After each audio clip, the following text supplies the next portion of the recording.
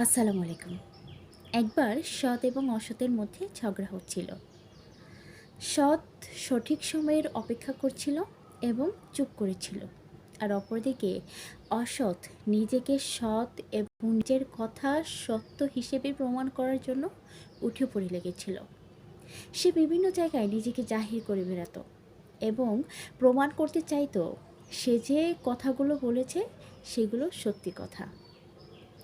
কিন্তু বিধির বাম, সত্য কখনো চাপা থাকে না, প্রবাদেই আছে। অসৎ ধরা খেয়ে গেল এবং সত্যের কাছে সে পরাজয় বরণ করলো। সত্য জয়ী হলো। তখন সত্য বলল, আমি এই সঠিক সময়ের জন্য অপেক্ষা করছিলাম, কেননা সত্য কথা কখনো চাপা থাকে না। ঠিক তেমনি সৃষ্টিকর্তা এবং শয়তানের মধ্যে বলুন তো, কে জয়ী আর পরাজয়ী হয়? জয়ী সবসময় আমাদের সৃষ্টিকর্তাই হয়, আর সবসময় পরাজয় বরণ করে ওই শয়তান, কেননা শয়তান অসৎ।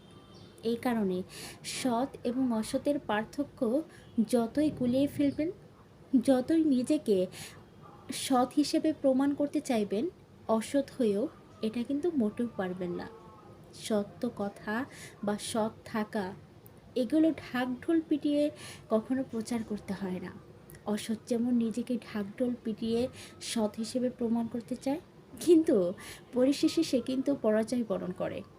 ঠিক তেমনি সত্য এবং সৎ পথে চললে আপনাকে কখনো ঢাকঢোল পিটাতে হবে না। সত্য কথা সবসময় সবার জন্য অপরিহার্য। ধন্যবাদ।